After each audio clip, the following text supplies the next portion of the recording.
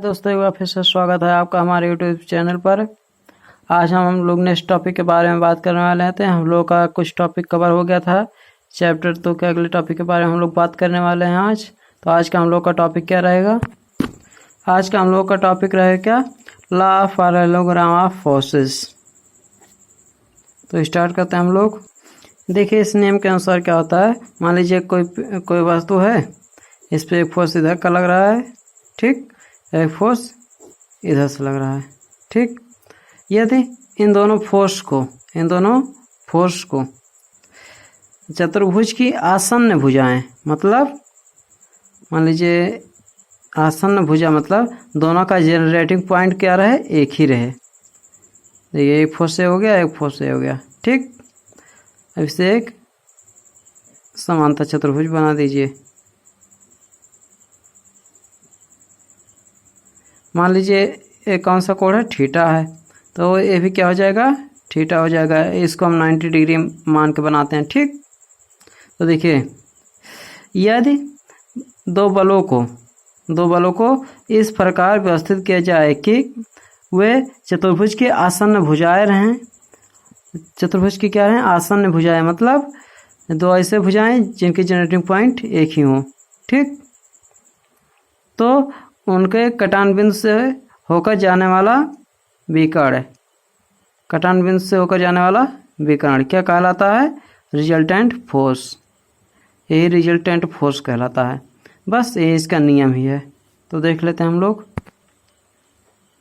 देखिए, चतुर्भुज के नियम के अनुसार है, यदि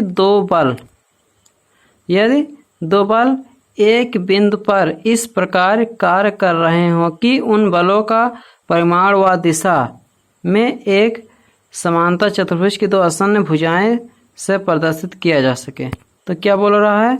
देखिए, दो फोर्स हैं, ठीक। ये कोई बिंदु है, इस पे दो फोर्स कार्य कर रहे हैं, एक इधर का है, एक इधर का है। अब पढ़िए आगे।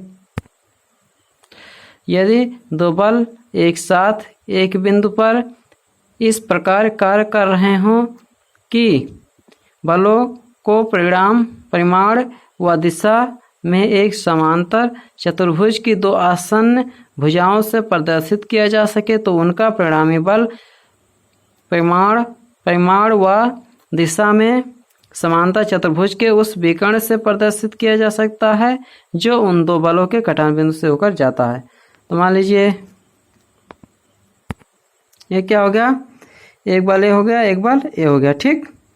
और यहाँ थीटा भी मान लेंगे कुछ होगा। देखिए, इसी एंगल पर यहाँ से एक हम लोग ले जाते हैं।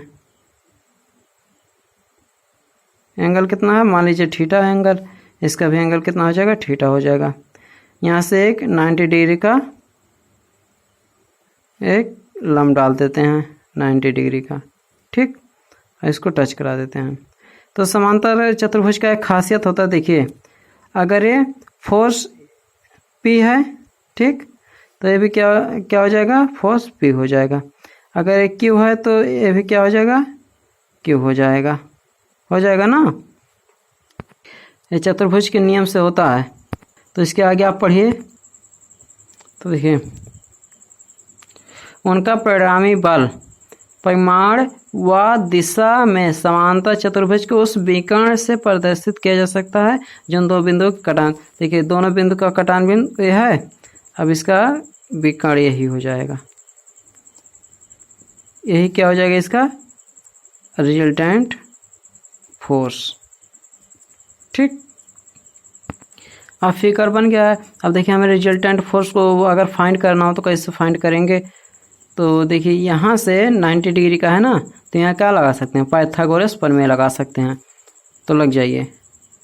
लेकिन सबसे पहले आपको लिखना पड़ेगा कि माना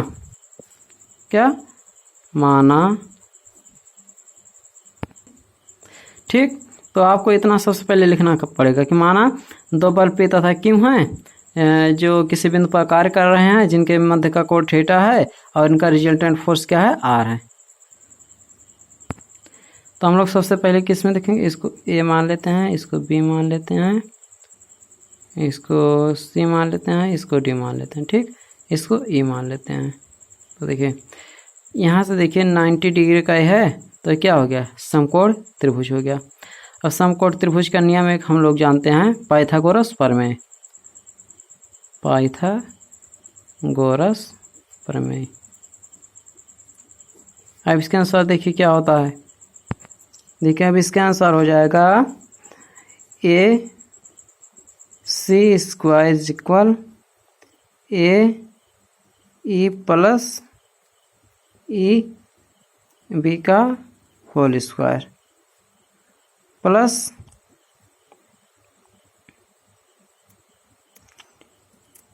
बी और सी का होल स्क्वायर। अब देखिए यहाँ से हम लोग करेंगे ए और बी का होल स्क्वायर, तो ए बी मान लीजिए 5 है, ए 2 है, तो 5 2 कितना हो जाएगा 7। यहाँ से यहाँ तक की लंबाई 7 हो जाएगी, और सिर्फ यहाँ से यहाँ तक की लंबाई क्या 5, यहाँ से यहाँ तक की लंबाई 2।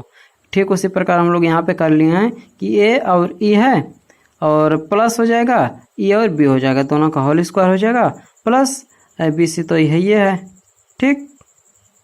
अब देखिए हमें इसमें क्या दिखाई दे रहा है, हमको आगे कैसे बढ़ना है। देखिए ए सी रिजल्टेंट है, आर इसका मान दिया है, ए ई का मान कितना है, क्यू है, ए ई इसका मान तो क्यू है दिया है, लेकिन बी सी का वैल्यू नहीं हमको पता है, और ई बी के वैल्यू नहीं पता है, ना ई बी पता है ना बी सी पता है। तो इन दोनों को कहाँ से फाइंड करेंगे, अब हमको यहीं से फाइंड करना पड़ेगा। तो सबसे पहले यहाँ से हम लोग ई बी निकाल लेते हैं। देखिए ई बी हम लोग निकालते हैं, इसका वैल्यू हमें नहीं पता है, इसका वैल्यू पता है, इसका वैल्यू भी हम लोग को पता है। तो इसमें और इसमें हम लोग अगर रिलेशन निकाल दें तो हम लोग को ई बी की वैल्यू पता चल जाएगी, ठीक। तो हम लोग यहाँ से इसका रिलेशन निकाल देते हैं। तो कैसे निकलेगा, देखिए ये क्या है, कर्ण है, ये क्या है, आधार है। इसका हमें लंब का नहीं पता है, लेकिन कर्ण का और आधार का पता है। किस त्रिभुज किसमें, सी ई बी में, किसमें, त्रिभुज बी सी ई में, ठीक। अब इस त्रिभुज में देखिए समकोण त्रिभुज है ना, इसमें पाइथागोरस प्रमेय, त्रिकोणमितीय फलन, कुछ भी इसमें किया जा सकता है। तो इसमें हम लोग क्या कर लेते हैं, देखिए कास थीटा में हम लोग देखते हैं कि इसमें आधार भी होता है और कर्ण भी होता है। तो कास थीटा बराबर क्या हो जाएगा, cos theta equal to, theta यहाँ पे दिया गया है ना, कास थीटा इक्वल टू क्या हो जाएगा, आधार बटे कर्ण। हम लोग को किसकी वैल्यू फाइंड करनी थी, ई बी की वैल्यू। तो ई बी क्या हो जाएगा, E B equal to E C cos theta हो जाएगा ना। अब देखिए और हम लोग को किसकी वैल्यू फाइंड करनी थी, ई बी की तो वैल्यू निकल गई, अब बी सी की हम लोग को वैल्यू ज्ञात करना, बी और सी की वैल्यू ज्ञात करना। तो बी सी कहाँ से ज्ञात होगा, तो देखिए अब ऐसा कौन सा नियम लगाए कि बी सी रहे और एक कोई और रहे, तो कैसे होगा, तो हम लोग लगा देंगे क्या, बी सी। देखिए इसका वैल्यू तो हमें पता नहीं है, इसका वैल्यू पता है, तो इन दोनों में रिलेशन क्या हो जाएगा, साइन का रिलेशन हो जाएगा, लंब बटे कर्ण। तो हम लोग लिखते हैं क्या, त्रिभुज बी सी ई में पुनः sine theta equal to, sine theta equal to क्या था, देखिए लंब बटे कर्ण, यानी कि सी बी बटे सी ई। तो क्या हो जाएगा, सी बी बटे सी ई। हम लोग को किसकी वैल्यू फाइंड करनी थी, हम लोग को सी बी की वैल्यू फाइंड करनी थी। तो C B is equal sine theta C E. अब देखिए यहाँ सी की वैल्यू कितना था, देखिए सी की वैल्यू कितना है, पी है, तो वहाँ हम लोग सी की वैल्यू, तो यहाँ क्या हो जाएगा, E B is equal to E और सी का मान कितना है पी, पी कॉस थीटा, और यहाँ सी बी इक्वल टू कितना हो गया, पी साइन थीटा। अब देखिए, अब इसको हम लोग को समीकरण 1 मान लेना चाहिए था। अब देखिए, इस समीकरण 1 में सी बी और ई बी की वैल्यू रख देते हैं। देखिए, ए सी स्क्वायर इक्वल टू ए ई माना, ए ई मतलब हम लोग का क्या था, देखिए ए ई मतलब ए और ई मतलब क्यू, यानी कि यहाँ क्यू हो जाएगा। ई बी का वैल्यू अभी फाइंड किए हैं, बी सी के वैल्यू अभी हम फाइंड किए हैं। देखिए, ए मतलब क्यू प्लस ई बी मतलब ई और बी मतलब P sine theta, P cos theta, sorry P cos theta, इसका whole square plus B C. देखिए बी सी मतलब या सी बी मतलब देखिए P sine theta, P sine theta का स्क्वायर। अब स्क्वायर कर दीजिए, A C is equal to under root के अंदर क्या हो जाएगा, Q square plus P square का square theta plus 2 PQ cos theta plus P square sine square theta, इसका हो जाएगा P square sine square theta. अब आगे देखिए, ए से मतलब क्या है, रिजल्टेंट फोर्स यानी कि आर इक्वल टू क्या हो जाएगा, vector R equal to root के अंदर, ठीक है, P square plus Q square. अब यहाँ देखिए, सॉरी नेक्स्ट लाइन में लिखते हैं, यहाँ नहीं आएगा। हम लोग को क्या मिला था, vector R equal to root के अंदर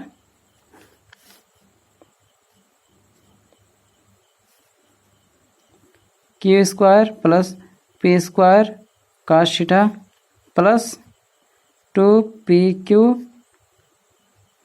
cos theta plus P square sine square theta, यही मिला था ना। तो इसको आगे सॉल्व करते हैं। वेक्टर आर इक्वल टू, देखिए रूट के अंदर,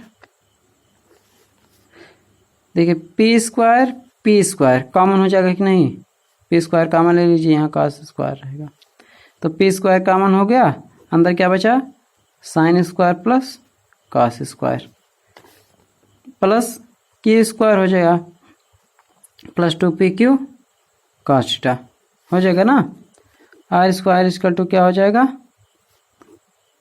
सॉरी आर स्क्वायर नहीं रहेगा, वेक्टर आर इक्वल टू क्या हो जाएगा, रूट, देखिए साइन स्क्वायर का स्क्वायर मान कितना होता है, 1 होता है, हम लोग क्लास 10th में पढ़े हैं। तो यहाँ क्या हो जाएगा, पी स्क्वायर इंटू 1 माने कुछ नहीं, तो पी स्क्वायर प्लस के square plus 2PQ cos theta, यही क्या हो गया, रिजल्टेंट, क्या हो गया, यही रिजल्टेंट। अब इसका डायरेक्शन, फोर्स का डायरेक्शन ज्ञात करना हो तो फोर्स का डायरेक्शन कैसे ज्ञात होगा, तो फोर्स का डायरेक्शन ज्ञात करने के लिए हम लोग पढ़े हैं ना,